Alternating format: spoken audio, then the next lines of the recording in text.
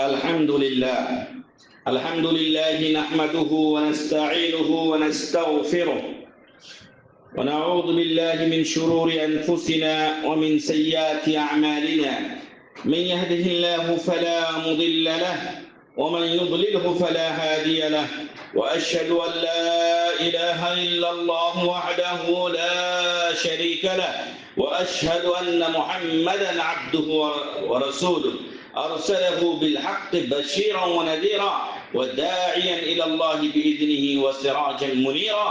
أما بعد، فإن خير الحديث كتاب الله، وخير الهدي هدي محمد صلى الله عليه وسلم، وشر الأمور محدثاتها، وكل محدثة بدعة، وكل بدعة ضلالة، وكل ضلالة في النار. أعوذ بالله من الشيطان الرجيم. بسم الله الرحمن الرحيم. قال تعالى في القرآن الحكيم: والعصر إن الإنسان لفي خسر إلا الذين آمنوا وعملوا الصالحات وتواصوا بالحق وتواصوا بالصبر. সম্মানিত উপস্থিতি, যাবতীয় প্রশংসা, গুণগান, চিত্তসানা একমাত্র সেই মহামহিয়ান মহান রব্বুল ইজ্জাতের জন্য, যার অশেষ মেহেরবানিতে আজ শুক্রবার আশকরা আমতলা ইকরা জামে মসজিদে আমরা আল্লাহর ইবাদতের জন্য জুমার সালাত আদায় করতে এই জামে মসজিদে একত্রিত হতে পেরেছি। এজন্য আল্লাহর শুকরিয়া আদা করছি, আলহামদুলিল্লাহ।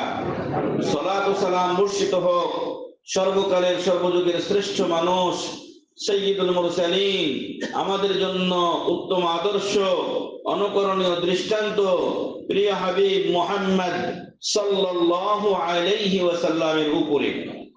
অতঃপর সম্মানিত উপস্থিতি, প্রত্যেক মুসলমানের জন্য চারটি মাসাইল জানা অপরিহার্য।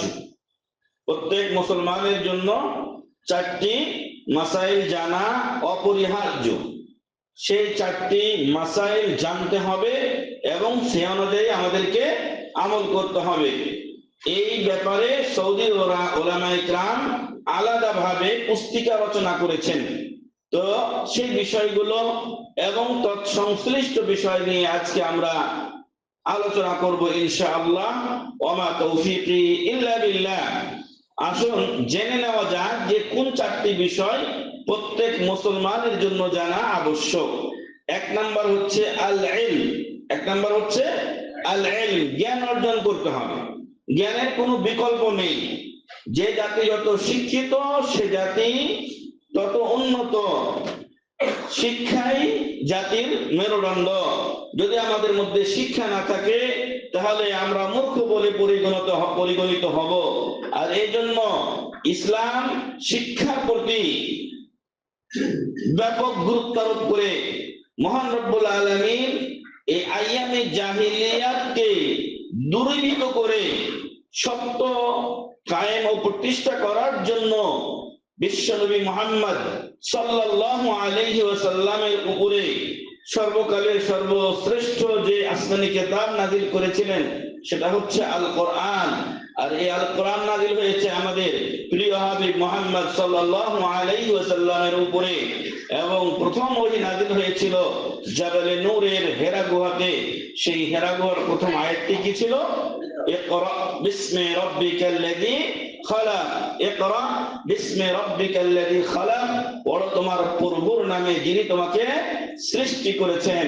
তাহলে পড়ার আয়াতটি আগে নাযিল হয়েছে, কারণ যত পড়বেন তত শিখবেন, যত পড়বেন তত শিখবেন। শিক্ষা রয়েছে অপরিসীম মর্যাদা এবং ফজিলত। তো এই যে শিক্ষা, তা এটা ইসলাম এত গুরুত্ব দিল, কিন্তু দুঃখজনক হলো সত্য যে আমরা এই শিক্ষার প্রতি তত বেশি গুরুত্ব দেই না। বিশেষ করে দুনিয়াতে কিছু শিক্ষার প্রতি গুরুত্ব দিলেও ধর্ম বা দিন শিক্ষার প্রতি আমাদের তেমন গুরুত্ব নাই বললেই চলে, যার কারণে আজকে আমাদের মধ্যে মেলা ধরনের ভুল ভ্রান্তি চলে এসেছে। ফলে আমরা যখন কোনো মাসালা কোরআন এবং হাদিস অনুযায়ী বলার চেষ্টা করি, তখন সমাজের সাথে সংঘর্ষ হয় বা সাংঘর্ষিক হয়। কেন? কারণ প্রচলিত মেলা মাসাইল আছে যেগুলো আসলে অথেন্টিক নয়, দলিল ভিত্তিক নয়, যার কারণে ওগুলোর সাথে সাংঘর্ষিক হয়। যদি ওইটা আমাদের জনগণের জানা থাকতো, তাহলে আমাদের মাসাইলের সাথে তাদের মাসাইলের কোনো গন্ডগোল হতো না।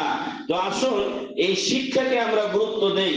যেহেতু মহান রব্বুল আলামিন সর্বপ্রথম আমাদেরকে বললেন ইকরা, পড়ো, বিইসমে রাব্বিক, তোমার রবের, তোমার প্রভুর নামে পড়ো। এটাও একটা শিক্ষা, যে আল্লাহর নামে পড়তে হয়, আল্লাহর নামে কাজ শুরু করতে হয়, আল্লাহর নামে জবেহ করতে হয়, আল্লাহর নামে সফরে বের হতে হয়। গাড়িতে উঠলেন, ড্রাইভিং সিটে উঠেছেন, বিসমিল্লাহ, ইনশাআল্লাহ আল্লাহর রহমতে আপনি হেফাজতে থাকবেন। যেই নাম আল্লাহর নামে শুরু করা হয় না, সেটাতে কোনো বরকত হয় না, সেইটাতে বরং বরকতহীন হওয়ার কারণে সেখানে ক্ষতির সম্ভাবনা অনেকটাই থাকে। কারণ আপনি আল্লাহর নামের মাধ্যমে নিজেকে সংরক্ষণের যে উপায় সেটা গ্রহণ করেননি। যাই হোক, ইকরা বিসমি রাব্বিকাল্লাযী খালাক, এটাও একটা জানার বিষয় যে আল্লাহ আমাদেরকে সৃষ্টি করেছেন। স্রষ্টা কে? মহান রব্বুল আলামিন। তাহলে সৃষ্টি যার, যেই স্রষ্টার সৃষ্টি, আমাদের কি উচিত নয় তার গুণগান গাওয়া? আমরা একটা বাংলায় কথা বলি, নুন খাই যার, গুণ গায় তার। আপনাকে আমাকে কেউ যদি দুনিয়ার সামান্য, দুনিয়ার সবটাই সামান্য, দুনিয়ার সবটাই, পুরো পৃথিবী সামান্য। কারণ রাসূল সাল্লাল্লাহু আলাইহি ওয়াসাল্লাম বলছেন যে লাউ কানাতিদ দুনিয়া তা'দিলু ইনদাল্লাহি জানাহা বাউদা, যদি সারা পৃথিবী, আপনার আমার সম্পদটা না, এটা কোনো ব্যক্তি বিশেষের সম্পদ না। আমাদের এই আগের সরকারের কে কোন মন্ত্রী কত টাকা মেরে দিয়েছে, প্রধানমন্ত্রী এত ভরি স্বর্ণ পাওয়া গেছে, এগুলো নাথিং। বরং পুরো দুনিয়াটাকে বলা হচ্ছে লাউ কানাতিদ দুনিয়া তা'দিলু ইনদাল্লাহি জানাহা বাউদা, পুরো বিশ্ব যদি আল্লাহর কাছে একটা মশার দানা, মাছিও বলা হয়, মাছিটাও একটু শক্ত, একটু মোটা, মাছির চাইতে মশা আরো ছোট, আরো দুর্বল। তো এই মশার দানার সমপরিমাণ যদি হতো, মা সাকা কাফিরান শুরবাতা মাইন, তবে মহান আল্লাহ তাআলা কোন কাফেরকে এক ঢোক পানি পান করতে দিতেন না। অথচ দেখা যাচ্ছে যে কাফেরই দুনিয়ার সব নিয়ামতে পরিপূর্ণ। তার মানে এর থেকে অনেক অনেক তুচ্ছ হলো সারা পৃথিবী আল্লাহ তাআলার কাছে। তো আমরা সৃষ্টি, মাখলুক, আর স্রষ্টাকে মহান রব্বুল আলামিন। তো ওনাকে যখন স্রষ্টা মানলাম, তাহলে ওনার আইন কানুন গুলোও তো আমাদের মানা দরকার। আপনারা আমরা সকলেই প্রায় সকালে উঠে রিজিকের তালাশে যাই, এটাও আল্লাহর নির্দেশ। আল্লাহ তাআলা বলছেন যে ফাইদা কুদিয়াতিস সালাতু ফান্তাশিরু ফিল আরদি ওয়াবতাগু মিন ফাদলিল্লাহ, যখন নামাজ শেষ হয়ে যায় তখন জমিনে তোমরা ছড়িয়ে পড়ো, ওয়াবতাগু মিন ফাদলিল্লাহ, আল্লাহর দেওয়া যে ফজল, অনুগ্রহ, দয়া রয়েছে, সেই দয়া তোমরা তালাশ করো। মসজিদ থেকে তখন আমরা বের হই, কি বলি? আল্লাহুম্মা ইন্নী আসআলুকা মিন ফাদলিক। আর আল্লাহ কি বললেন? ওয়াবতাগু মিন ফাদলিল্লাহ, আল্লাহর ফজল, অনুগ্রহ, দয়া তালাশ করো। আল্লাহু আকবার। আরেক জায়গায় আল্লাহ বলছেন যে ফামশু ফি মানাকিবিহা ওয়া কুলু মির রিজকি, দুনিয়ার প্রত্যন্ত অঞ্চলে তোমরা যাও এবং আল্লাহর দেওয়া রিজিক থেকে তোমরা ভক্ষণ করো, খাও। তাহলে পুরো রিজিক এটা দান হলো কার? আল্লাহর। ওয়ামা মিন দাব্বাতিন ফিল আরদি ইল্লা আলাল্লাহি রিজকুহা, এই পৃথিবীতে যত বিচরণশীল প্রাণী আছে সবার রিজিকের দায়িত্ব মহান রব্বুল আলামিনের। আল্লাহু আকবার। আজকে আমরা নিজেদের রিজিকের জন্য মরিয়া হয়ে গেছি, অথচ আল্লাহ তাআলা এমন সব প্রাণীকে রিজিক পৌঁছাচ্ছেন যে সকল প্রাণীর কল্পনা কোনোদিন আমরা করি না। কিন্তু তারা কিন্তু না খেয়ে নাই, তারা রিজিক পাচ্ছে। আপনাকে আমাকেও আল্লাহ তাআলা রিজিক দেবেন, তবে আমরা বেশি হাহুতাশ করি, আমরা রিজিকের জন্য মরিয়া হয়ে যাই। মনে রাখা উচিত, ভাগ্যে যতটুকু রিজিক আছে ওর চাইতে বেশি আমরা খেতে পারবো না, আর যেটা ভাগ্যে নাই ওটা আমরা জীবনেও পাবো না।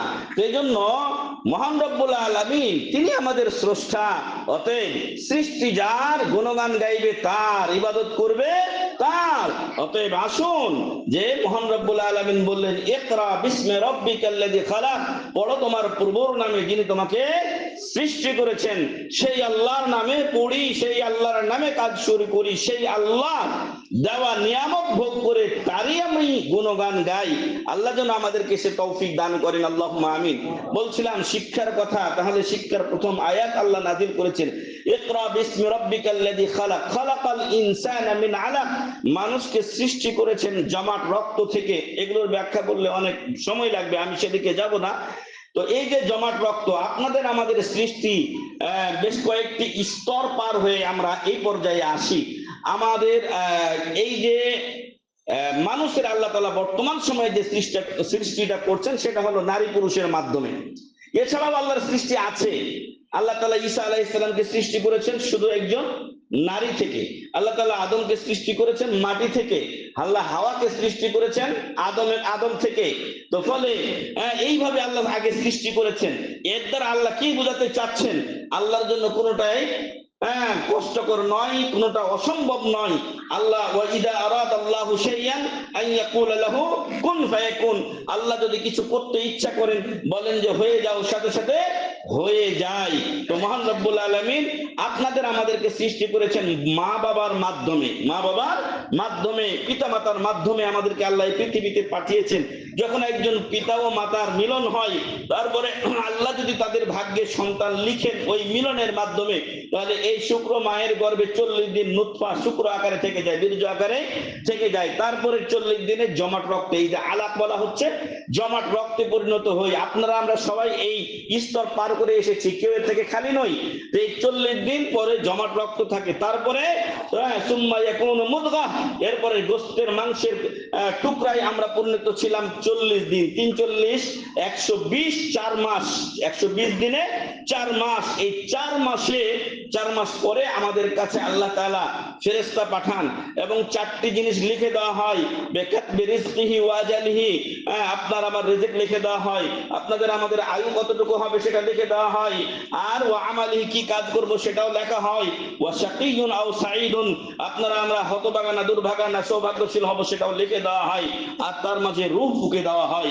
অতএব যেই রিজিকটা তখন লিখে দেওয়া হয়েছে, এই রিজিকের বাইরে আমরা যেতে পারবো না। খালাকাল ইনসানা মিন আলাক, জমাট রক্ত থেকে আল্লাহ মানুষকে সৃষ্টি করেছেন। ইকরা বিসমি রাব্বিকাল্লাযী খালাক, খালাকাল ইনসানা মিন আলাক, ইকরা ওয়া রাব্বুকাল আকরাম, পড়ো তোমার রব হলেন মহা সম্মানিত। আবারও আল্লাহ তাআলা পড়ার তাগাদা দিয়েছেন, ইকরা ওয়া রাব্বুকাল আকরাম আল্লাযী আল্লামা বিল কলম আল্লামাল ইনসানা মা লাম ইয়ালাম, যে মহান রব্বুল আলামিন শিক্ষা দিয়েছেন মানুষকে কলমের মাধ্যমে, কলমের দ্বারা। আল্লামাল ইনসানা মা লাম ইয়ালাম, মানুষকে শিক্ষা দিয়েছেন এমন জিনিস যা সে জানতো না। আপনারা আমরা যখন মায়ের পেট থেকে হয়েছিলাম কিছুই জানতাম না। আল্লাহ তাআলা কোরআনে বলছেন ওয়াকাদ আখরাজাকুম মিন বুতুনি উম্মাহাতিকুম লা তা'লামুনা শাইআ, আল্লাহ তাআলা তোমাদেরকে তোমাদের মায়ের পেট থেকে বের করেছেন, তখন তোমরা কিছুই জানতে না। আপনারা আমরা কেউ জানতাম না, যত বড় আলেম আর যাই বলেন না কেন, আল্লাহ সাক্ষী দিচ্ছেন আখরাজাকুম মিন বুতুনি উম্মাহাতিকুম লা তা'লামুনা শাইআ, তোমাদেরকে আল্লাহ তোমাদের মায়ের পেট থেকে বের করেছেন, তখন তোমরা কিছুই জানতে না। আর আমাদের জ্ঞান না থাকার কারণে আমরা মেলাদিন বলে এসেছি। আমি পরীক্ষাতে পর্যন্ত লিখেছি যে আব্দুল কাদের জিলানী সাহেব উনি মায়ের পেট থেকে 18 পারা কোরআন মুখস্থ করে এসেছিলেন। আর আল্লাহ কি বললেন? লা তা'লামুনা শাইআ আখরাজাকুম মিন বুতুনি উম্মাহাতিকুম লা তা'লামুনা শাইআ। এজন্য পেশাব কোনটা পায়খানা কোনটা এটার কোনো পার্থক্য আমরা করতে জানতাম না। কিন্তু ধীরে ধীরে যখন আমরা বড় হয়েছি, আল্লাহ আমাদেরকে বড় করেছে, এখন ভালো মন্দ আমরা বুঝি। একটা সামান্য গন্ধ, দুর্গন্ধ বা একটা ময়লার পাশ দিয়ে আমরা গেলে আমাদেরকে খারাপ লাগে, এটা আজকে আল্লাহ আমাদেরকে শিখিয়েছেন। এরপরে মহান রব্বুল আলামিন বলছেন ওয়া ইয়াখলুকু মা লা তা'লামুন, আজকে এই আধুনিক বিশ্বে কত রকম উন্নতি আপনারা দেখছেন, কত উন্নত দেশ দেখছেন। শুধু এটা নয়, আরো কিছু আসবে, আরো কিছু আসবে। ওয়া ইয়াখলুকু মা লা তা'লামুন, আল্লাহ আরো কিছু সৃষ্টি করবেন যা আপনারা আমরা এখনো জানি না। অতএব আল্লাহ তাআলা আমাদেরকে শিক্ষার ক্ষেত্রে কোনো এই ঘাটতি রাখেননি। উনি শিক্ষার তাগাদা দিয়ে প্রথম ওহীটা নাযিল করেছিলেন। তো এই জন্য আমাদের প্রত্যেকের উপরে ফরজ হলো যে আমরা দ্বীনি ইলম অর্জন করব। যখন আমরা ইলম শিক্ষার কথা বলবো, দুনিয়ার ইলম আপনি অর্জন করেন, এটা দোষণীয় নয় যদি সেটা হালাল হয়। যদি হারাম হয়, সন্ত্রাসীগিরি শিখবেন, এটা কি হালাল হবে? না। আপনি মদ তৈরি করা শিখবেন, হালাল হবে? নো। আপনি যদি ভালো যে কোনো শিক্ষা, ইঞ্জিনিয়ারিং শিখেন, মাফি মুশকিলা, কোনো সমস্যা নাই আপনার, শেখেন। আপনি আর অন্য কিছু ডাক্তারি শিখতেছেন, কোনো সমস্যা নেই, তবে ডাক্তারি শিখে ডাকাত হবেন না। ইঞ্জিনিয়ারিং বা অন্য যে কোনো পেশা নিয়ে আপনি নিজেরটা ঠিক রাখবেন, কিন্তু ডাকাতি করতে যাবেন না। এ হলো মানুষের আজকে বর্তমান অবস্থা। মানে এতটা তাদের চায় যে মরে গেলেও যেন এগুলো আমাদের শেষ না হয়। নাউযুবিল্লাহি মিন যালিক। হ্যাঁ, এই জন্য আমরা সাধারণ জনগণ মরতে মরতে একেবারে কিনারায় পৌঁছে গেছি। আল্লাহ এদেরকে হেদায়েত দান করুন, আল্লাহুম্মা আমিন। আমাদের এই যে গণতন্ত্র নাম দিয়ে আমাদের মাথায় কাঁঠাল রেখে ওরা খেয়ে দিয়ে পালিয়ে যায়, যত ময়লা টয়লা আমাদের কাঁধে রেখে যায়। ওইটাই অবস্থা যে আমরা শোষিত হচ্ছি সব সময়। আপনারা যে সকল বিলগুলো অটোমেটিকলি পে করছেন, বাধ্য, আপনি বাধ্য। আপনার কারেন্ট বিলের সাথে কয় রকম বিল আসে, আপনার পানি বিল, এই বিল সেই বিল, সব কিন্তু নিয়ে যাচ্ছে সরকার, আপনার কোনো বাঁচান নাই। ওষুধ খাবেন, আপনার ছেলে মর অবস্থা, ওষুধের নিচে ভ্যাট লেখা আছে, ওটা আপনাকে দিয়েই ওষুধ কিনতে হবে। তোমার হক তুমি নিয়ে যাও, কিন্তু আমাদের হক তো তুমি আমাদেরকে দাও না। আজকে এই রাস্তা কতদিন পরে হচ্ছে, কিন্তু এই এলাকার লোক কত কষ্ট করছে, এখনো তো কত রাস্তা অকেজ হয়ে আছে, অথচ মানুষের তো শেষ নাই। জনগণ না থাকতো তাও একটা কথা ছিল, এখানে তো অসংখ্য জনগণ। আল্লাহ এই সমস্ত নেতাদেরকে হেদায়েত দান করুন, আল্লাহুম্মা আমিন। তো বলছিলাম যে শিক্ষা যখন আমরা বলবো, তখন আমরা অবশ্যই দ্বীনি শিক্ষার কথা বলবো। তলাবুল ইলমি ফরিদাতুন আলা কুল্লি মুসলিম, প্রত্যেক মুসলমানের উপরে যে ইলম অর্জন করা ফরজ, সেটা হলো দ্বীনি ইলম, সেটা দুনিয়াবি ইলম নয়। কারণ একটু আগে আমরা বলেছি, দুনিয়ার মূল্য আল্লাহর কাছে একটা মশার দানার সমপরিমাণও নয়। অতএব এই যে দ্বীন, এই দ্বীনটাই আপনার পরকালীন নাজাতের রাস্তা তৈরি করে দেবে। দ্বীনের মাধ্যম ছাড়া আপনি পরকালীন নাজাত পাবেন না। আর পৃথিবীতে আপনি ট্রিলিয়ন ট্রিলিয়ন ডলারের মালিক হলেন, বিলিয়ন পার হয়ে ট্রিলিয়নে চলে গেলেন, কিন্তু আপনি ঈমান আনলেন না, আপনার দুনিয়ার জীবন কোনো মূল্য নাই, দুনিয়ার জীবন কোনো মূল্য নেই। এজন্য আমাদেরকে সচেতন হতে হবে। আল ইলম, এক নাম্বার জিনিস যেটা জানা প্রত্যেক মুসলমানের উপরে ফরজ, সেটা হলো জ্ঞান অর্জন করতেই হবে, কোনো উপায় নেই। আপনি তাওহীদের কথা বলেন, সুন্নাহর কথা বলেন, এগুলোর আগে আল্লাহ কি বলেছেন? ফা'লাম আন্নাহু লা ইলাহা ইল্লাল্লাহ ওয়াস্তাগফির লিযানবিক। ফা'লাম, জেনে নাও, জানার কথা আগে বলেছেন। তারপর আপনি বলবেন লা ইলাহা ইল্লাল্লাহ, তারপর ওয়াস্তাগফির লিযানবিক, আপনার গুনার জন্য ক্ষমা চাইবেন। গুনার জন্য ক্ষমা চাওয়া কাজ, আর লা ইলাহা ইল্লাল্লাহ বলা এটা হলো কথা। তো কথা আর কাজের আগে কি করতে হবে? ইলম অর্জন করতে হবে। আর যে কথা আমি একটু আগে বলছিলাম, এই মর্মে একটা আবু দাউদের হাদিস বর্ণিত হয়েছে, যদিও সনদের ব্যাপারে দুই একজন ওলামা ইকরাম মুহাদ্দিস বলছেন যে সনদে কিছু দুর্বলতা রয়েছে, কিন্তু আমি মনে করি যে এটা সত্যের কাছাকাছি, সহির কাছাকাছি, এবং অনেকে এটাকে হাসান দরজার বলে উল্লেখ করেছেন। সেখানে বলা হচ্ছে আল ইলমু সালাসাতুন, ইলম হলো তিন প্রকার, ওমা সিওয়া যালিকা ফাহুয়া ফাযলুন, এর বাইরে যে জ্ঞান আছে সেগুলো হলো অতিরিক্ত। এক নাম্বার হচ্ছে কোরআনের জ্ঞান, দুই নাম্বার হাদিসের জ্ঞান, তিন নাম্বার ইলমে ফারায়েদের জ্ঞান। ইলমে ফারায়েদের জ্ঞান, এই তিনটা হলো আসল জ্ঞান। এর উপরে বাইরে যেগুলো আছে দুনিয়াবি জ্ঞান, সেগুলো অতিরিক্ত জ্ঞান। অতএব আমাদেরকে এই জ্ঞানগুলো আজকে শিখতে হবে। ফারায়েদের জ্ঞানের ব্যাপারে মাদ্রাসাগুলোতে কিছুটা পড়ানো হলেও বাকিরা আমাদের শূন্যের কোটায় প্রায়, বাকিদের অবস্থা শূন্যের কোটায়। যার কারণে আজকে বাপেরা মায়েরাও ঠিক মতো সন্তানদেরকে ভাগ বন্টন করে দেয় না, আর এটা জায়েজও না। মরার আগে ভাগ বন্টন করা জায়েজ নয়, ইল্লা একটা শর্তে, যদি আপনি মনে করেন যে আমার মরার পরে মারামারি কাটাকাটি করে এরা নাস্তানাবুদ হয়ে যাবে, তো এদেরকে তখন আপনি ইসলামী শরীয়ত মোতাবেক ওইভাবে লিখে দিবেন, আপনার মরার পরে এরা এইভাবে ভাগ পাবে, আগে নয়।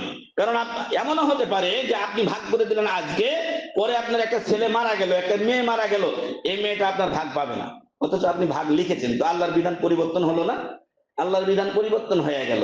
তো এই জন্য এগুলো আগে দেওয়া যাবে না, ওয়ারিসি বলা হচ্ছে মরার পরে হবে। তো যাই হোক, এই ইলমের ব্যাপারে রাসূল সাল্লাল্লাহু আলাইহি ওয়াসাল্লাম বলছেন, তাআল্লামুল ফারায়েদ, তোমরা ইলমে ফারায়েদ আমার কাছে শিখে নাও, ফা ইন্নী মাকবুদুন, আমাকে আল্লাহ উঠিয়ে নেবেন, আমাকে আল্লাহ উঠিয়ে নেবেন। তখন কোথা থেকে শিখবে? এজন্য হজের ক্ষেত্রে রাসূল বলছেন, খুযু আন্নী মানাসিকাকুম, আমার কাছ থেকে হজের নিয়ম শিখে নাও। কেন? ফালা আল্লিল আলকাকুম বাদা আমি হাদা, হতে পারে এই বছরের পরে আমি তোমাদের সাথে আর মিলিত হব না। আল্লাহু আকবার। এই জন্য রাসূল সাল্লাল্লাহু আলাইহি ওয়াসাল্লাম সব শিখিয়ে দিয়ে গেছেন। আর এই জন্য আল্লাহ তাআলা আয়াত নাযিল করছেন, আল-ইয়াওমা আকমালতু লাকুম দীনাকুম ওয়া আতমামতু আলাইকুম নি'মাতি ওয়া রাদিতু লাকুমুল ইসলাম দীনা। আজকের দিনে আমি তোমাদের জন্য দিনকে পরিপূর্ণ করে দিলাম, ইসলাম কমপ্লিট। এখানে সামান্য পরিমাণে একটা সুই পরিমাণও কোনো ঘাটতি কমতি নেই। অতএব আপনার জন্য অন্য কোনো দিন ধর্মের দিকে নজর যাওয়াটারও কোনো প্রয়োজন নেই। আপনি যদি এখন দেন তাহলে আপনি আসলি জিনিস রেখে নকলি জিনিস গ্রহণ করবেন। তাই আসুন আমরা এলেমের প্রতি গুরুত্ব দেই। আল্লাহ রাসূল সাল্লাল্লাহু আলাইহি ওয়াসাল্লাম ঐতিহাসিক বদর যুদ্ধ করলেন। বদর যুদ্ধে 70 জন কাফের জাহান্নামে গেল আর 70 জন কাফের বন্দী হলো। রাসূল সাল্লাল্লাহু আলাইহি ওয়াসাল্লাম আবু বকর রাদিয়াল্লাহু আনহুকে বললেন কি করা যায় এই বন্দীদেরকে। আবু বকর রাদিয়াল্লাহু আনহু ছিলেন নরম দিলের মানুষ, হিকমতের দিকে খেয়াল রেখে বললেন যে আমরা আর্থিকভাবে কি দুর্বল, আর্থিকভাবে আমরা দুর্বল। তো আল্লাহ রাসূল সাল্লাল্লাহু আলাইহি ওয়াসাল্লাম এদের কাছ থেকে মুক্তিপণ নেন, তাহলে আমাদের আর্থিক অবস্থা কি হবে? ভালো হবে। আর 2 নম্বরে হতে পারে যে এদের মধ্যে কেউ ইসলাম গ্রহণ করবে। যদি এখন হত্যা করে মেরে ফেলে দেই তাহলে তো এটা পথ বন্ধ হয়ে গেল, হয়তো তাদের কেউ মুসলমান হবে। তো রাসূল সাল্লাল্লাহু আলাইহি ওয়াসাল্লামের কাছে এই মতটা ভালো লাগলো। কিন্তু দ্বিতীয় ডিপুটি যিনি ছিলেন ওমর বিন খাত্তাব রাদিয়াল্লাহু আনহু, তাকে তিনি বললেন যে ওমর কি করা যেতে পারে? উনি বললেন যে না, ওই প্রস্তাব গ্রহণ করা যাবে না, এই প্রস্তাব গ্রহণ করা যাবে না, বরং আপন আপন আত্মীয়কে আপন আপন আত্মীয়ের হাতে তুলে দেন। যার ভাই ধরা পড়ছে ওই ভাইয়ের হাতে, মুসলিম ভাইয়ের হাতে কাফের ভাইকে তুলে দেন, ও ওকে হত্যা করবে, যাতে ওই কাফেরের কষ্ট আরো কি হয়? বেশি হয়, যে আমাকে আমার ভাইয়ের হাতে নিহত হয়েছে। আল্লাহু আকবার। এই জন্য ওমর রাদিয়াল্লাহু আনহু কঠিন প্রস্তাবটা দিলেও আল্লাহ রাসূল সাল্লাল্লাহু আলাইহি ওয়াসাল্লাম তার মতের সাথে আবু বকরের মত মেলা এবং হিকমতের দিক থেকে বেশি ফায়দা থাকার কারণে উনি এটাই গ্রহণ করেছিলেন। কিন্তু আল্লাহ তাআলা আয়াত নাযিল করলেন যে কোন নবীর জন্য এটা সমীচীন নয়, তার কাছে বন্দী থাকবে আর তিনি তাকে হত্যা করবেন না। পরে মনক্ষুণ্ণ হয়ে একদিন বসে আছেন, তখন ওমর রাদিয়াল্লাহু আনহু বলছেন কি হয়েছে? আল্লাহ রাসূল সাল্লাল্লাহু আলাইহি ওয়াসাল্লাম মনটা কেন খারাপ? যদি কোনো খারাপ বিষয় থাকে তো বলেন, আমিও আপনাদের সাথে মনটা খারাপ করে একটু কাঁদবো বা কিছু। তো বলছে আসলে তোমার মতের পক্ষে কি হয়েছে? আল্লাহ তাআলা কোরআনের আয়াত নাযিল করেছেন, হত্যা করাই আমাদের জন্য সমীচীন ছিল। আলা কুল্লি হাল, সর্বাবস্থায় প্রমাণের বিষয় হলো সব বন্দীরা তো মুক্তিপণ দিয়ে চলে গেল। কিছু লোক ছিল বন্দীদের মধ্যে, তাদের টাকা কিচ্ছু নাই, টাকা পয়সা কিচ্ছু নাই, তারা টাকা দিয়ে মুক্ত হতে পারবে না। আল্লাহ রাসূল সাল্লাল্লাহু আলাইহি ওয়াসাল্লাম বললেন তোমাদের মধ্যে যারা লেখাপড়া জানো, আমাদের মদিনাতে মেলা নিরক্ষর ব্যক্তি আছে, লেখাপড়া জানে না। ক খ, আমাদের বাংলা ক খ ABCD, আর আরবিতে হচ্ছে আলিফ বা তাসা। তো এই আলিফ বা তাসা এরা জানে না, লিখতে জানে না, পড়তেও জানে না। তো এদেরকে আলিফ বা তাসা এগুলো শিখিয়ে দিবা, ওরা যেন লিখতে পারে, ওরা যেন পড়তে পারে। যেদিন ওরা লিখতে পারবে, পড়তে পারবে, ওই দিন তোমাদের ছুটি। এবং একজন ব্যক্তি 10 জন ব্যক্তিকে শিখাবা। আল্লাহু আকবার। তাহলে এইভাবে শিক্ষা নিরক্ষরতার চিকিৎসা করেছেন প্রিয় নবী মুহাম্মদ সাল্লাল্লাহু আলাইহি সাল্লাম। এছাড়াও ইমাম বুখারী রাহিমাহুল্লাহ একটা বাব নিয়ে আসছেন। সহিহুল বুখারী পৃথিবীর শ্রেষ্ঠ কিতাব কোরআনের পরে সর্বশ্রেষ্ঠ কিতাব কি? আসাহুল কুতুবি বাদা কিতাবিল্লাহ। আল্লাহর কিতাবের পরে শ্রেষ্ঠ কিতাব হলো সহিহুল বুখারী। সহিহুল বুখারী। তো এই সহিহুল বুখারীতে একটা বাব নিয়ে আসছেন কিতাবুল ইলমের মধ্যে, বাবুন আল ইলমু ক্বাবলা আল কওলি ওয়াল আমাল। আপনার কথা বলার আগে, আপনার কাজ করার পূর্বে আপনাকে ইলম অর্জন করতে হবে। না জানলে কি করে আপনি কাজ করবেন? আপনি যেটাই বলবেন তখন কি হবে? ভুল হবে। এজন্য আমাদের দেশে ভুল বেশি।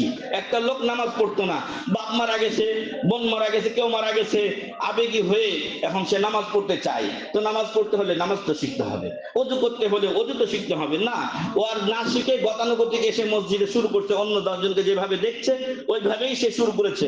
তো আগের জন ভুল করছে, ওই যে আমাদের বাংলায় ভাষায় বলে আগের লাঙ্গল যে দিক দিয়ে যায়, পিছুর লাঙ্গল ওই দিক দিয়ে যায়। ঠিক ওইরকম ভাবে আমি ভুল করছি, আমাকে যে ফলো করছে সে কি করবে? ঠিক করবে না, সেও কি করছে? ভুল করছে।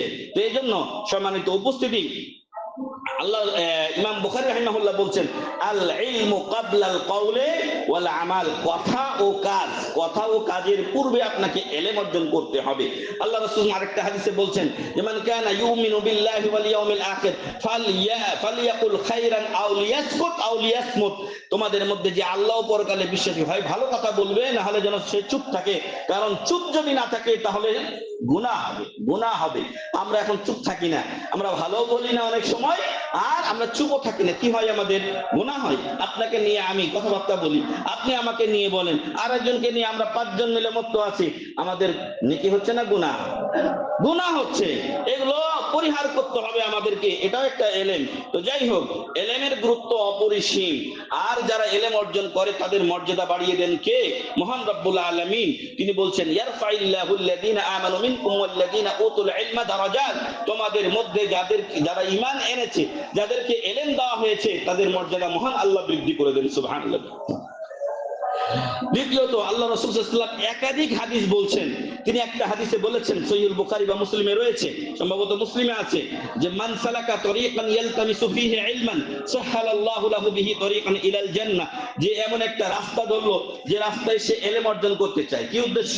ইলম অর্জন করা, দুনিয়ার টাকা পয়সা উপার্জনের উদ্দেশ্য নয়। আমার অনেক শ্রেণীর ছাত্ররা রয়েছে, তোমাদেরকে বলবো নিয়তটাকে খালিস করবে, খাঁটি করবে। কেন? কারণ নিয়ত ঠিক না হলে ইবাদত কবুল হয় না। তুমি চাকরি করবা, পরবর্তীতে তুমি অন্য কোনো কিছু করবা, এটা হলো আল্লাহ তাআলার দায়িত্ব, ওটা আসবে। আমি মাদ্রাসায় চাকরি করি, আমি মসজিদে চাকরি করেও আমার রিজিক হালাল, কিন্তু যদি আমি মনে করি যে আমি শুধু টাকার জন্য খাচ্ছি, তাহলে এটা হারাম। আমি দিন বিক্রি করছি। আমি কি করছি? এই এলেমের মাধ্যমে, দ্বীনি এলেমের মাধ্যমে শুধু দুনিয়ার উদ্দেশ্য করা যাবে না। আপনি খেদমত করছেন, জনগণের তো একটা বিবেক আছে, জনগণের বিবেক আছে। আমার কাছে এই লোকটা 8 ঘন্টা টাইম দেয়, এই লোকটা 24 ঘন্টা আমার এখানে বন্দি থাকে, সে নামাজ পড়ায়, আজান দেয়, মসজিদ ঠিক রাখে, তো তার প্রতি আমাদের দায়িত্ব আছে না? তো এটা যখন আপনি সেই খেদমতের বিনিময়ে নেবেন, তখন এটা কি দোষণীয় কিছু নয়। কিন্তু আপনি যদি নিয়তে রাখেন যে আমি আজান বিক্রি করতেছি, আমি নামাজের বিনিময়ে এটা নিচ্ছি, তাহলে সর্বনাশ। আপনি তো নিজের নামাজ পড়তেনি, 10 জনের সাথে নামাজ পড়বেন। আপনি যদি নেকির নিয়ত রাখেন, 10 জনে যা সওয়াব পাবে, আপনার আমলনামাতেও তা যুক্ত হবে ইনশাআল্লাহ। অতএব সম্মানিত ভাইরা, আল্লাহ রাসূল বলছেন মান সালাকা তরিকান ইয়ালতামিসু ফীহি ইলমান, যে এমন এক রাস্তা ধরে, যে রাস্তায় ইলম অর্জন করতে চাই, সাহালাল্লাহু লাহু বিহি তরিকান ইলাল জান্নাহ, বিনিময়ে আল্লাহ তার জন্য জান্নাতের রাস্তা সহজ করে দেন। সুবহানাল্লাহ। এরপরে বলছেন, নিজে দোয়া করছেন প্রিয় নবী সাল্লাল্লাহু আলাইহি সাল্লাম, নাদ্দারাল্লাহু ইমরান সামিআ মিন্না শাইআন। আল্লাহ ওই লোকের চেহারাকে উজ্জ্বল করুন যে লোক আমাদের কাছে কিছু শুনে, তারপরে ফাবাল্লাগাহু কামা সামিআ, এবং যেইভাবে শুনে সেইভাবে পৌঁছায়। এটা আমাদের সমাজে খুব কম হয়। কথা মসজিদ থেকে বের হলে 2 রকম হয়ে যায়। একদিন একজন আমাকে বলছেন যে অমুক শাইখ এরকম বলেছেন। আমি বলছি হতে পারে না, আপনি আবার ওয়াজ শুনেন, আপনি তার ওয়াজ আবারও শুনেন, হতে পারে আপনার বোঝার মধ্যে ভুল আছে, একজন আলেমের কথা বলতে পারে না। তো এইজন্য নাদ্দারাল্লাহু ইমরান সামিআ মিন্না শাইআন ফাবাল্লাগাহু কামা সামিআ, আল্লাহ ওই লোকের চেহারাকে উজ্জ্বল করুন, সতেজ করুন, ভালো রাখুন, যেই লোক আমাদের কাছ থেকে কিছু শুনে, ফাবাল্লাগাহু কামা সামিআ, এবং ওইভাবে পৌঁছে দেয় যেইভাবে সে শুনেছে।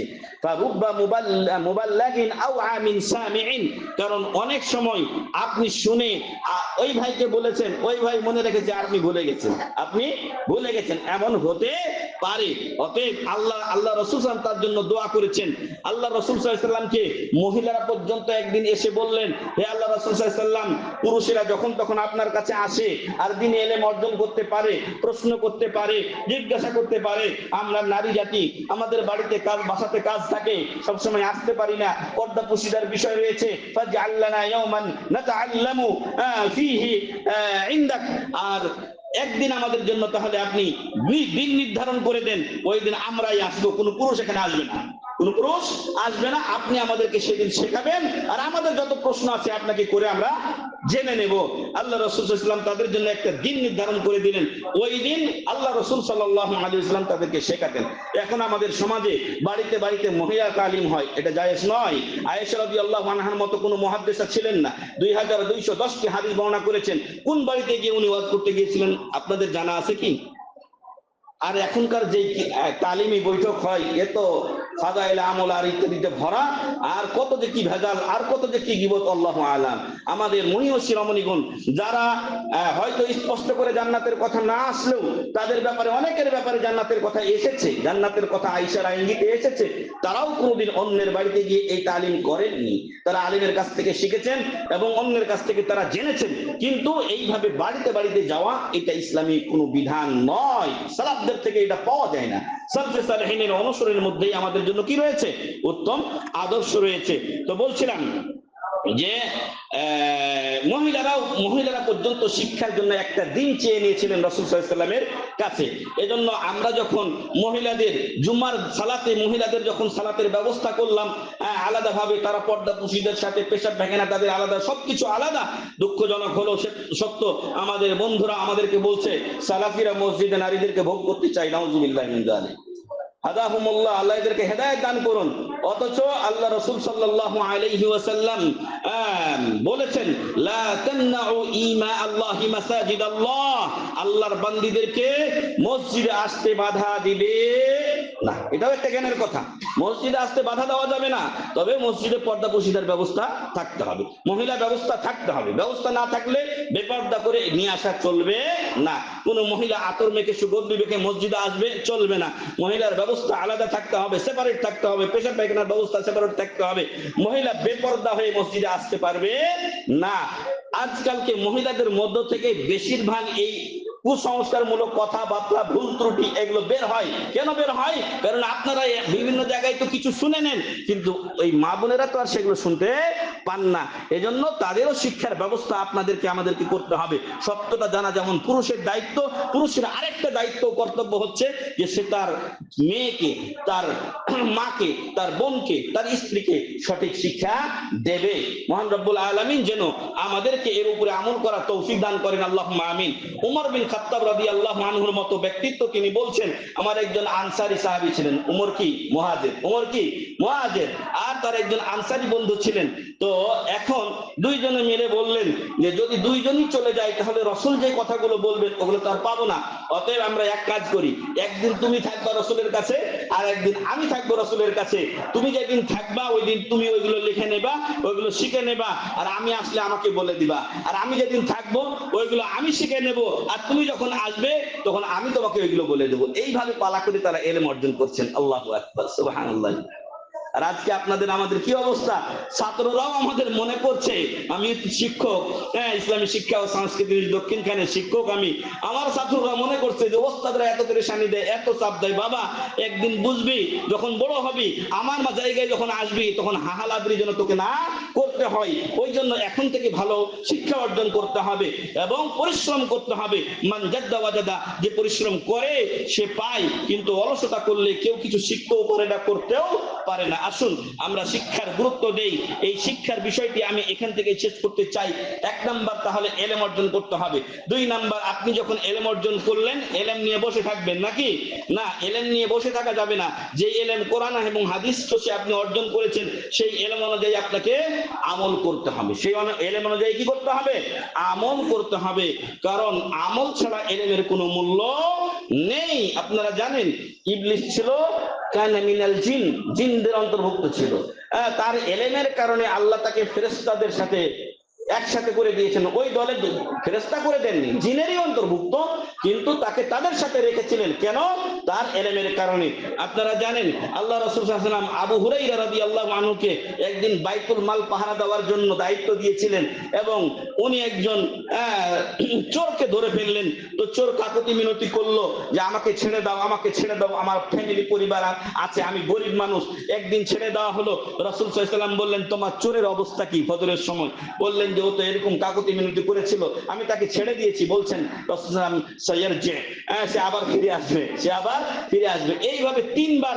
তৃতীয় দিন তখন আল্লাহ রাসূল আবু হুরায়রা রাদিয়াল্লাহু আনহু বলছেন আজকে তোকে আর ছাড়বো না, বারবার তিনবার। তখন সে বলছে নাকি আমি তোমাকে একটা দোয়া শিক্ষা দিব, ওইটা যদি তুমি পড়ে ঘুমাও আল্লাহর রহমতে তোমার জানমাল হেফাজতে থাকবে, আর তুমি আমাকে বিনিময়ে কি করবে? ছেড়ে দিবে। তখন বললেন যে ঠিক আছে, যেহেতু আমরা জানি আবু হুরায়রা রাদিয়াল্লাহু আনহু ছিলেন এলেমের পোকা, যেখানে এলেম সেখানে আবু হুরায়রা রাদিয়াল্লাহু আনহু। তো উনি বলছেন যে তাহলে হ্যাঁ আপনি আমাকে বলুন সেই দোয়াটা কি। উনি বলছেন যে আপনি যখন ঘুমাবেন তখন আপনি আয়াতুল কুরসি পড়ে ঘুমাবেন। যখন আপনি ঘুমাবেন তখন আয়াতুল কুরসি পড়ে ঘুমাবেন। তো সম্মানিত উপস্থিতি, রাসূল সাল্লাল্লাহু আলাইহি সাল্লাম ফজরের সময় বলছেন তোমার চোরের খবর কি? এই খবর। তখন বলছেন যে সাদাকাকা ওয়া হুয়া কাযুব, তোমাকে যে তথ্যটা দিয়েছে সেই তথ্যটা হলো সত্য। যদি কেউ আয়াতুল কুরসি পড়ে ঘুমায় তাহলে আল্লাহর পক্ষ থেকে একজন ফেরেশতা তাকে কি করে? হেফাজত করে।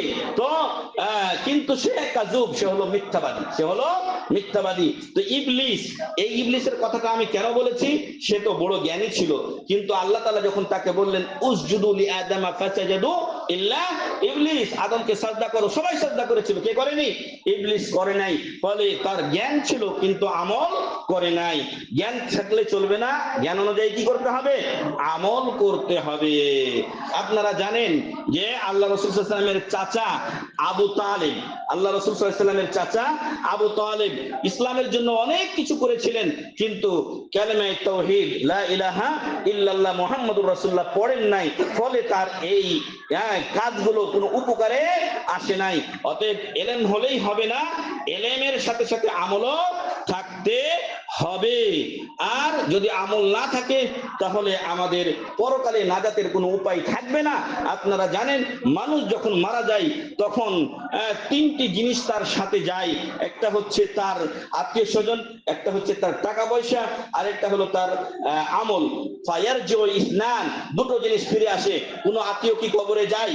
কোনো আত্মীয় কবরে যায় না, টাকা পয়সা দিয়ে দেয়। আমাদের যে ব্যাংক ব্যালেন্স গুলো থাকে, সেই ব্যাংক ব্যালেন্স গুলো কি দিয়ে দেয়? না, দিয়ে দেয় না, বরং তারাও চলে আসে, টাকা পয়সাও ব্যাংকে থেকে যায়, বরং ওগুলো কে কোনটা নেবে ওইগুলো নিয়েই মারামারি করে। আর লাস্টে আপনার আমার সাথে থাকবে আপনাদের আমাদের কি? আমল। এই আমল দিয়েই আল্লাহ তাআলা কি করবেন? আমাদেরকে নাজাত ও মুক্তি দেবেন। তবে হ্যাঁ, আমাদের আমল আমাদের নাজাতের জন্য, জান্নাত পাওয়ার জন্য যথেষ্ট কি? না, যথেষ্ট নয়। কেন যথেষ্ট নয়? কারণ জান্নাত হলো মহামূল্যবান। জান্নাত ধরেন কোটি টাকার, আর আপনারা আমরা পড়ে আছি 100 টাকা নিয়ে। আপনাদের আমাদের আমল হলো 100 টাকার আমল, আর জান্নাত হলো কোটি টাকার জিনিস। তবে যে 100-200 টাকা নিয়ে একটু আগানোর চেষ্টা করেছে, আল্লাহ তার জন্য বাকি রাস্তা কি করবেন? সহজ করে দেবেন। আল্লাহ রাসূল সাল্লাল্লাহু আলাইহি ওয়াসাল্লাম একদিন বললেন, মান নুকিশে হালাক, যার পাই টু পাই হিসাব না হবে তার ধ্বংস হওয়া ছাড়া কোনো উপায় থাকবে না। তখন আয়েশা রাদিয়াল্লাহু আনহা বললেন, মহান রব্বুল আলামিন কি বলেননি ফাসাউফা ইউহাসাবু হিসাবান ইয়াসীরা, তার সহজ হিসাব না হবে? তখন বললেন, ইয়া ইবনাতাস সিদ্দিক, হে আবু বকর সিদ্দিকের মেয়ে, যালিকাল আরদু, এটা হলো পেশকরণ, খালি খালি দেখা হবে। কি আমল করছে তুমি? কে? আব্দুল্লাহ, 5 ওয়াক্ত নামাজ পড়ছিলা, রোজা রেখেছিলা, সব করছো, যাও তুমি জান্নাতে যাও। তারপরেও যদি কোনো মুমিন ব্যক্তি গুনাহ করছে, গুনাহ করার পরে কাউকে সে বলেনি, গোপন রেখেছে, তার এই গুনাহ একমাত্র আল্লাহ তাআলা জানেন।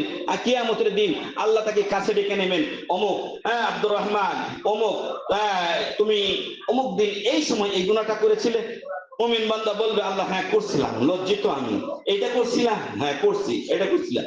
বলছে তোমার এই গুনাহগুলো, তোমার এই পাপগুলো আমি দুনিয়াতে গোপন রেখেছিলাম, আজকে তোমাকে আমি ক্ষমা করে দিলাম, যাও তুমি জান্নাতে চলে যাও। সুবহানাল্লাহ। আল্লাহ রহমান রহিম, গফুর ও গফফার। তবে আল্লাহ কাকে ক্ষমা করবেন না? বড় পাপীকে ক্ষমা করবেন না। সেই পাপীরা কারা? মুজাহিরিন, যারা পাপ করে, প্রকাশ্যে পাপ করে অথবা রাত্রে গোপনে পাপ করেছে, সকালবেলা বদমাইশ বন্ধু বান্ধবের সাথে গিয়ে বলে, জানিস আজকে আমি এই কাজ করেছি, অমুক জায়গায় একটা সুন্দরী মেয়ে ছিল, তাকে জোরপূর্বক ধর্ষণ করেছি, নাউযুবিল্লাহি মিন যালিক। এই কথাগুলো আল্লাহ তার জন্য গোপন রেখেছিলেন, সকালবেলা সে নিজেই প্রকাশ করে দেয়। এই লোককে আল্লাহ তাআলা মাফ করবেন না, এটা রাসূল সাল্লাল্লাহু আলাইহি ওয়াসাল্লামের বাণী। তাহলে 2 নাম্বার, আপনাকে আমাকে আমল করতে হবে। তবে এটা ঠিক যে জান্নাত যেহেতু মহামূল্যবান, আমল দিয়ে জান্নাতে যাওয়া সম্ভব না হলেও আমলের মাধ্যমেই মানুষ জান্নাতে যায়, যদি সেই পথে সে হাঁটে। আপনি জান্নাতের পথে হাঁটলে আল্লাহ আপনাকে জান্নাতে পৌঁছাবেন ইনশাআল্লাহ। আল্লামা নাসিরউদ্দিন আলবানী রাহিমাহুল্লাহ বলছেন, পরকালের পথ অনেক দীর্ঘ। আদম আলাইহিস সালাম যখন মারা গেছেন তখন থেকে এখন কত বছর হয়েছে? পৃথিবীর কোনো ইতিহাস নাই। আগডুম বাগডুম বলে, বিজ্ঞানীরা কি বলে? আমি মনে করি এদের কথাগুলো হলো আগডুম আর বাগডুম। আজকে একটা কিছু আবিষ্কার হয়েছে, বলছে এটা 5000 কোটি বছর আগে, 500 বছরের আগে। ওটা আপনিও বলতে পারেন, আমিও বলতে পারি, আন্দাজ একটা বলে দেয়। কিন্তু অথেন্টিক ভাবে আদম আলাইহিস সালাম কখন এই দুনিয়া থেকে বিদায় নিয়েছেন এর কোনো ইয়ত্তা আছে? কখন আল্লাহ দুনিয়া সৃষ্টি করেছেন? তাহলে তাদের কিয়ামত তখন থেকে কি হয়ে গেছে? শুরু হয়ে গেছে। ছোট কিয়ামত বলা হয়, মৃত্যুকে কি বলা হয়? ছোট কিয়ামত। কারণ এরপরে আমল করার কোনো সুযোগ নেই, কবর থেকে হিসাব শুরু হয়ে গেছে। তো এখন তাদের এই যে তখন থেকে শুরু হয়েছে এখন পর্যন্ত আছে, আরো কতদিন কিয়ামত চলবে আল্লাহু আ'লাম।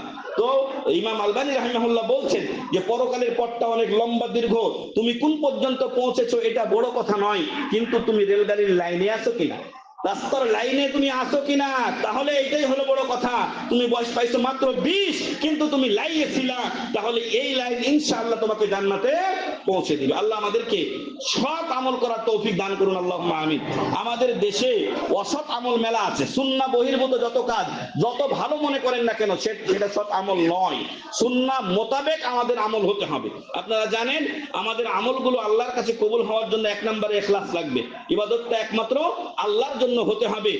আর এই ইবাদত গুলো রাসূলের তরিকায় হতে হবে। আমরা ইমামদেরকে বলি যে আমরা হানাফি মাযহাব, আপনি বললেন আপনি শাফি মাযহাব, আমি বললাম উনি বললেন আহমদ হাম্বলি মাযহাব। যে মাযহাবেরই হন না কেন, যদি রাসূলের সাথে কোনো মাযহাব না মেলে, কোনো আমল না মেলে, ও আমল জীবনে গৃহীত হবে না। কারণ রাসূল সাল্লাল্লাহু আলাইহি সাল্লামকে পাঠানোই হয়েছিল ইবাদত শিক্ষা দেওয়ার জন্য, এবং উনি শিক্ষা দিয়েছেন। এই যে মেম্বার দেখছেন না, এই মেম্বারে দাঁড়িয়ে সালাত শিক্ষা দেননি আল্লাহ রাসূল সাল্লাল্লাহু আলাইহি সাল্লাম, এই মেম্বারে দাঁড়িয়ে সবাইকে যেন দেখতে পায় জন্য এখানে দাঁড়িয়ে উনি সালাত শিক্ষা দিয়েছেন, নিচে নেমে সাজদা করে দেখিয়েছেন। তো তাহলে উনি আর কি বাকি রেখেছেন আমাদের জন্য? সবকিছু শিক্ষা দিয়েছেন। তারপরে কেন আপনারা ভুল করবেন? আমরা কেন ভুল করব? ভুল মানুষের হতে পারে না জানার কারণে, কিন্তু আপনাকে জানানোর পরেও আপনি ঘাটতারামি করে আপনার মাযহাবের দোহাই দিয়ে আপনি সত্যকে হাদিসকে বর্জন করছেন, নাউজুবিল্লাহ। এটা কোনো ক্রমেই আমাদের উচিত নয়। তাই আমাদের ইবাদত আল্লাহর কাছে গৃহীত হতে হলে অবশ্যই সেই ইবাদত কি হতে হবে? একমাত্র আল্লাহর জন্য হতে হবে। আর 2 নাম্বারটা হলো রাসূলের সুন্নাহ মোতাবেক হতে হবে।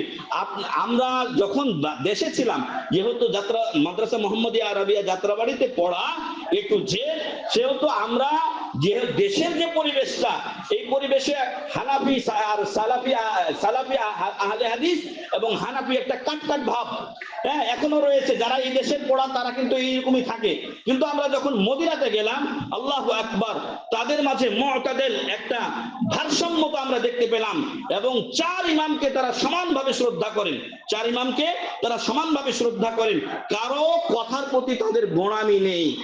যদি দেখা যায় যে কোনো মাসআলাতে ইমাম আবু হানিফা রাহিমাহুল্লাহ সঠিক বলেছেন, ওটা তারা গ্রহণ করেন। আবার যদি কোনোটাতে আহমদ বিন হাম্বল ঠিক করেছেন, সেটা তারা গ্রহণ করেন। কোনোটাতে ইমাম মালিক ঠিক বলেছেন, সেটা তারা গ্রহণ করেন। 4 ইমামের মাসআলাকেই তারা গ্রহণ করেন। তবে যেই মাসআলায় তিনি ভুল করেছেন সেটা তারা গ্রহণ করেন না। হয়তো আপনি বলবেন আমার ইমাম তো ইমামে আজম, আমার ইমাম আবার ভুল করে নাকি? এটাই তো ভুল। আমার ইমাম কি ভুল করে? আপনার ইমাম মানুষ ছিলেন, মানুষ ভুল করতে পারে। অতএব ইনসানকে ইনসান বলে নাম রাখার অন্যতম একটা কারণ বলা হয়েছে যে নিসিয়ানিহি, সে ভুলে যায়। আমাদের আদি পিতা আদম আলাইহিস সালাম ভুলে গিয়েছিলেন, তাকে যেই গাছের কাছে যেতে নিষেধ করা হয়েছিল সেই গাছের কাছে তারা গিয়েছিলেন, সেই গাছের ফল তারা খেয়েছিলেন। ফলে সম্মানিত উপস্থিতি, মাযহাবকে আপনি অনুসরণ করুন, কিন্তু মাযহাব আপনাকে যেন গোঁড়া না বানায়। এজন্য একজন আরব্য আলেম বলছিলেন, আমি হাম্বলি, তবে হাম্বলি হওয়া আমাকে হাদিস মানতে বাধা দেয় না। যদি আপনি সামনে হাদিস পান, তাহলে হাদিসকে গ্রহণ করতে হবে।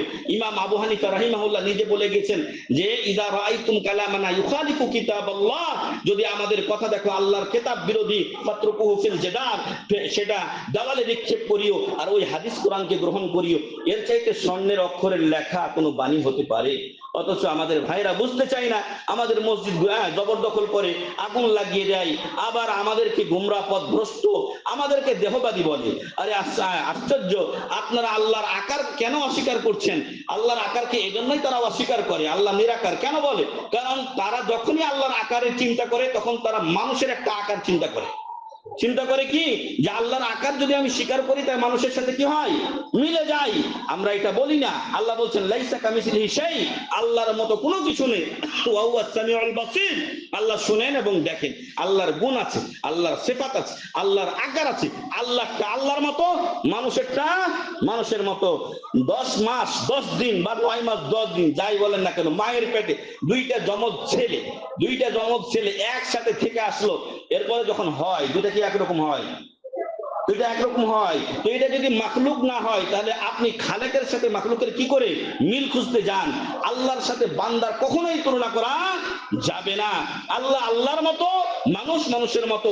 তবে আল্লাহ তার যে সিফাত কোরআনে বলেছেন, রাসূল সাল্লাল্লাহু আলাইহি ওয়াসাল্লাম হাদিসে বলেছেন, সেটাকে তো অস্বীকার করা যাবে না। সেটা অস্বীকার করলেই তখন আমরা কি হব? বিপদগামী হয়ে যাব। আল্লাহ আমাদেরকে হেফাজত করুন, আল্লাহুম্মা আমিন। বলছিলাম ইবাদত হতে হবে কার? নবী মুহাম্মদ সাল্লাল্লাহু আলাইহি ওয়াসাল্লামের উম্মত বা তার তরিকা ও পদ্ধতি মোতাবেক। সম্মানিত উপস্থিতি, ইবাদত জিনিসটা কাকে বলা হয় এটা আমার বলা হয়নি।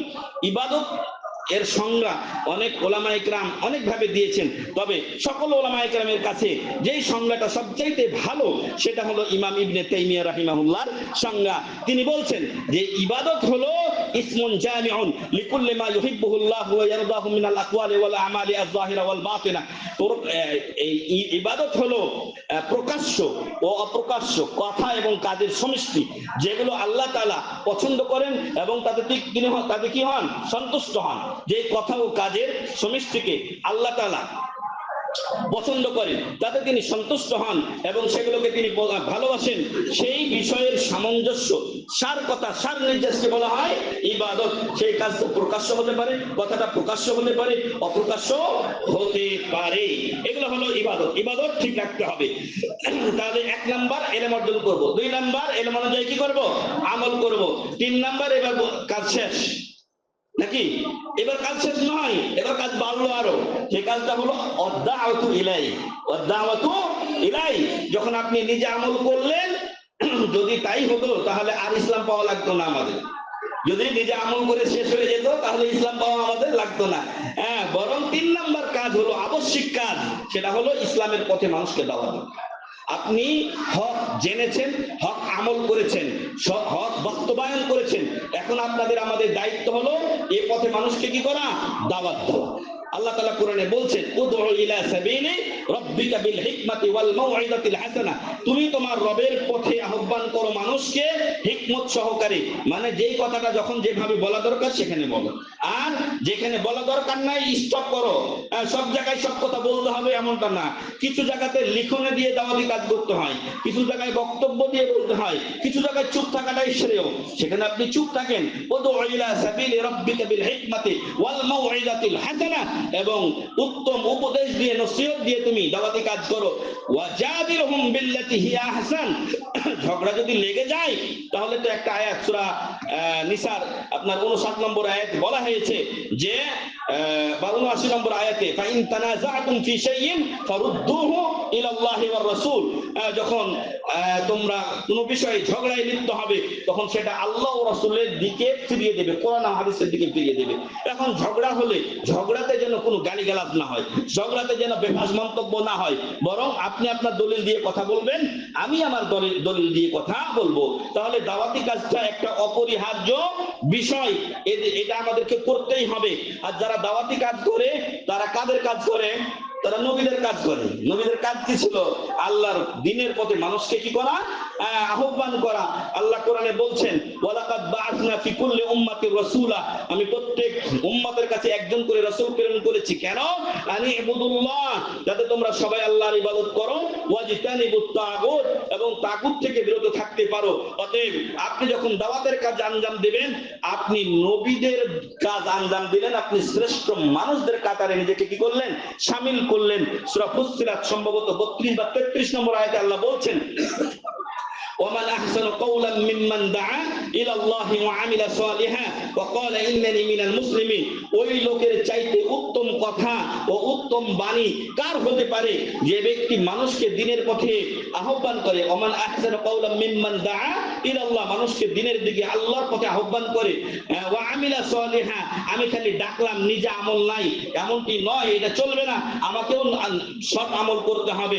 ওয়া ক্বালা ইন্নানি মিনাল মুসলিমিন, আর সে গর্ব অহংকার করে বলল না আমি মাদানী জান্নাতে চলে গেছি, 2 ভাই আমার জান্নাতে মরলেই আমি জান্নাত নো, এমন কথা সে বলে না। সে বলে ইন্নানি মিনাল মুসলিমিন, আমি একজন সাধারণ মুসলিম, আমি একজন সাধারণ মুসলিম। অতএব আল্লাহর দ্বীনের পথে যে মানুষকে আহ্বান করে সে হলো তার বাণী হলো সর্বশ্রেষ্ঠ বাণী।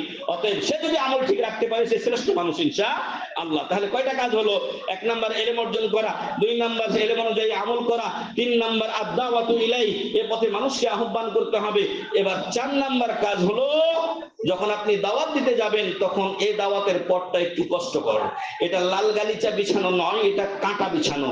রাসূলের পথে কাঁটা বিছাইতো, তাই না? রাসূলের ওই পথে কাঁটাকে বিছাইতো আবু লাহাবের স্ত্রী উম্মে জামিল, সেই বিছাইতো আমরাতু হাম্মা লাতাল হাতাব, এই মহিলা বিছাইতো। ফলে দাওয়াতের পথ হলো কাঁটা বিছানো পথ, দাওয়াতের পথ হলো কষ্টের পথ। রাসূল সাল্লাল্লাহু আলাইহি ওয়াসাল্লাম আলামিন ছিলেন, বিশ্বস্ত মানুষ ছিলেন, জীবনে তার ডায়েরিতে মিথ্যা কথা নেই। অথচ তাইফের ময়দানে যখন গেছেন তাকে রক্তাক্ত হতে হয়েছে, উহুদের ময়দানে তার দাঁত শহীদ হয়ে গেছে, মক্কাতে নিজের মাতৃভূমিতে তার মাথায় উটের পড়ে থাকা ভুঁড়ি চাপিয়ে দেওয়া হয়েছে। একমাত্র কারণ হলো তিনি যতদিন দাওয়াত দেন নাই ততদিন ভালো ছিলেন, যখনই দাওয়াত দিয়েছেন সবার কাছে কি হয়ে গেছেন? কাজ্জাব, মিথ্যুক হয়ে গেছে। নাউজুবিল্লাহ। কি হয়েছে? মাজনুন, পাগল বলা হয়েছে। কি বলা হয়েছে? সাহেব, জাদুকর বলা হয়েছে। অতএব যখন আপনি দাওয়াত দিতে যাবেন সম্মানিত মুসল্লি ভাই ও বন্ধু, তখন আপনি সবার কাছে খারাপ হবেন, কারোর কাছে ভালো হলো, বেশিরভাগের কাছে আপনি খারাপ হবেন, এটাই স্বাভাবিক। অতএব তখন বিচলিত হওয়া যাবে না। আগেই জানতে হবে এই রাস্তাটা একটু কষ্টের রাস্তা, আমি যদি ধৈর্য ধারণ করি তাতেই আমার জন্য কি রয়েছে? সওয়াব রয়েছে। তাহলে 4 নাম্বার কাজ হচ্ছে যে দাওয়াত দিতে গিয়ে কষ্ট আসলে কি করতে হবে? সবর ও ধৈর্য ধারণ নিজে করতে হবে, অপরকে ধৈর্যের উপদেশ দিতে হবে। এই 4টা কাজ যদি আমরা করতে পারি তাহলে আমাদের জন্য কি আছে? নাজাত ও মুক্তি রয়েছে। মহাক্ষতি থেকে উত্তরণের উপায় হলো এই 4টা কাজ করা। আমি একটা ছোট্ট সূরা শুরুতে পাঠ করেছিলাম, ওই সূরাটা এর সাথে সংশ্লিষ্ট, এ কথা বলে আমি শেষ করছি ইনশাআল্লাহ আজকের খুতবা। তো সেই সূরায় আল্লাহ বলছেন ওয়াল আসর, যুগের শপথ বা আসরের শপথ, সময়ের শপথ। ইন্নাল ইনসানা লাফি খুসর, নিশ্চয় সকল মানুষ ক্ষতির মধ্যে রয়েছে। ইল্লাল্লাযীনা আমানু, তবে তারা নয় যারা ঈমান আনয়ন করেছেন।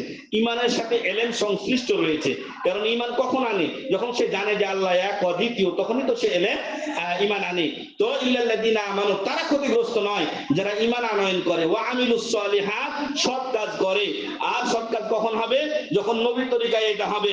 তারপরে 3 নাম্বার ওয়াতাওয়াসাউ বিল হক, সত্যের পথে মানুষকে দাওয়াত দেয়। 4 নাম্বার ওয়াতাওয়াসাউ বিস সবর, এবং যদি কষ্ট হয় তাহলে সে ধৈর্য ধারণ করে, অন্যকে ধৈর্যের উপদেশ অনুসার করে। এই 4টা কাজ করলে ক্ষতি থেকে বাঁচা যাবে, জান্নাতে যাওয়া যাবে ইনশাআল্লাহ। ইমাম শাফি রাহিমাহুল্লাহ বলছেন যে এই সূরাটি এই আপনার দৈর্ঘ্য প্রস্থের দিক দিয়ে অত্যন্ত ছোট হলেও যদি মহান রব্বুল আলামিন কোরআনে 114 সূরা নাজিল না করে এই একটা সূরা নাজিল করতেন, আর কিয়ামতের দিন আমাদেরকে যদি বলতেন যে হে বান্দা আমি এই সূরাতুল আসর নাজিল করেছিলাম, তুমি কেন আমল করনি, যথেষ্ট হতো। কিন্তু রহমানুর রহিম আরো অন্যান্য মাসাইল আপনাকে আমাকে বিস্তারিত বলে দিয়েছেন। ইমাম শাফি রাহিমাহুল্লাহ বলছেন কোরআনের সার কথা এই 4টা বিষয়ের মধ্যে সীমাবদ্ধ করে দেওয়া হয়েছে। এই সূরাটাই আমাদের জন্য যথেষ্ট। কিন্তু এই যথেষ্টের উপরে আমল করি কয়জন? আল্লাহ তাআলা যেন আমাদেরকে এই 4টি বিষয়, 1 নাম্বার জ্ঞান অর্জন করা, 2 নাম্বার আমল করা, 3 নাম্বার দাওয়াত দেওয়া, 4 নাম্বার কষ্ট হলে ধৈর্য ধারণ করা তৌফিক দান করেন। আল্লাহুম্মা আমিন। ওয়া আখিরু দাওয়ানা আলহামদুলিল্লাহি রাব্বিল আলামিন।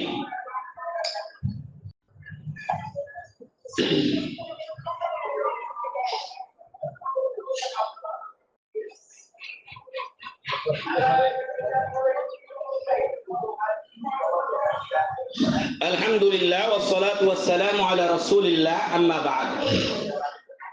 সম্মানিত উপস্থিতি, আমরা এতক্ষণ যে আলোচনা করছিলাম তার অন্যতম একটা অংশ হলো আদ-দাওয়াতু ইলাল্লাহ, আল্লাহর পথে মানুষকে দাওয়াত দেওয়া। সেই দাওয়াত দেওয়ার সূত্র ধরেই আগামী 11 এবং 12 ডিসেম্বর, আগামী 11 এবং 12 ডিসেম্বর অর্থাৎ আগামী বৃহস্পতিবার ও শুক্রবার সম্মানিত শেখ আকরামুজ্জামান বিন আব্দুস সালাম পরিচালিত ইহইয়াউস সুন্নাহ ফাউন্ডেশনে, তথা এটা ময়নারটেক নিন্নির থেকে 2 দিন ব্যাপী 4th বার্ষিক ইসলামী কনফারেন্সের আয়োজন করা হয়েছে। আপনারা সকলেই সেখানে আমন্ত্রিত, সকলেই যাবেন। প্রথম দিন ডক্টর আবু বকর জাকারিয়া হাফিজাহুল্লাহর সাথে আলোচনা করবেন শেখ আব্দুল্লাহ বিন আব্দুর রাজ্জাক হাফিজাহুল্লাহ, আরো অন্যান্য উলামায়ে কিরাম রয়েছেন। এবং দ্বিতীয় দিন আলোচনা করবেন শেখ আব্দুর রাজ্জাক বিন ইউসুফ হাফিজাহুল্লাহ, সাথে থাকবেন ডক্টর মোহাম্মদ সাইফুল্লাহ সহ অন্যান্য উলামায়ে কিরাম, মুয়াজ্জিন হোসেন সাইফি, আব্দুল্লাহ বিন ইরশাদ, মাহমুদ বিন কাসিম সহ অনেকেই আলোচনা করবেন। আপনারা সকলেই আমন্ত্রিত। আর এই দাওয়াতি কাজ আঞ্জাম দিতে গিয়ে আমাদের বেশ কিছু খরচও হবে। আমাদের লিফলেট আছে, আপনারা পাবেন ইনশাআল্লাহ। তো এখানে আপনাদের সহযোগিতার হাত বাড়িয়ে দেওয়ার জন্য আমি অনুরোধ করব, যে কোনো ভাবে সেটা আপনারা পৌঁছানোর চেষ্টা করবেন।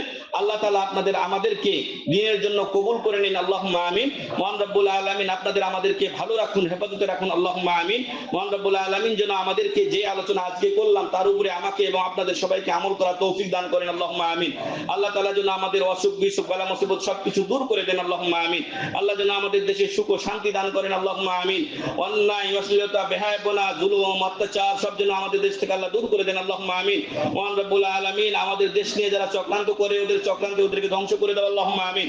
আল্লাহ তুমি আমাদের দেশের মানুষকে দ্বীনের পথে ফিরিয়ে দাও, আল্লাহুম্মা আমিন। আল্লাহ আমরা যেন 5 ওয়াক্ত নামাজ জামাতের সাথে আদায় করতে পারি সে তৌফিক তুমি আমাদেরকে দান করো, আল্লাহুম্মা আমিন। মহান রব্বুল আলামিন আমাদের অনেক আত্মীয়-স্বজন, মুমিন মুমিনাত, মুসলিম মুসলিমাত কবরে চলে গেছেন, তুমি তাদের কবরকে জান্নাতের টুকরা বানিয়ে দাও, আল্লাহুম্মা আমিন। আল্লাহ তুমি তাদের গুনাহ খাতা মাফ করে দাও, আল্লাহুম্মা আমিন। আল্লাহ তাআলা তুমি তাদেরকে আমাদেরকে কিয়ামতের দিন জান্নাতুল ফেরদাউস নসিব করিও, আল্লাহুম্মা আমিন। রব্বানা যালামনা আনফুসানা ওয়া ইল্লাম তাগফির লানা ওয়া তারহামনা লানাকুনান্না মিনাল খাসিরিন। রব্বানা আতিনা ফিদ দুনিয়া হাসানাহ ওয়া ফিল আখিরাতি হাসানাহ ওয়া কিনা আযাবান নার। রব্বানা ইগফির লানা ওয়া লি ইখওয়ানিনা আল্লাযিনা সাবাকুনা বিল ঈমান ওয়া লা তাজআল ফি কুলুবিনা গিল্লাল লিল লাযিনা আমানু রব্বানা ইন্নাকা রাউফুর রহিম। আল্লাহুম্মা আইজ্জাল ইসলাম ওয়াল মুসলিমিন, আল্লাহুম্মা আইজ্জাল ইসলাম ওয়াল মুসলিমিন, আল্লাহুম্মা আইজ্জাল ইসলাম ওয়াল মুসলিমিন ওয়া আদিল্লাশ শিরকা ওয়াল মুশরিকিন, ওয়া আদিল্লাশ শিরকা ওয়াল মুশরিকিন, ওয়া আদিল্লাশ শিরকা ওয়াল মুশরিকিন ইয়া রাব্বাল আলামিন। আল্লাহুম্মা আনসুর মান নাসারা দীন মুহাম্মদ সাল্লাল্লাহু আলাইহি ওয়াসাল্লাম ওয়াজআলনা মিনহুম ওয়াখযুল মান খাযলা দীন মুহাম্মদ সাল্লাল্লাহু আলাইহি ওয়াসাল্লাম ওয়া লা তাজআলনা মিনহুম।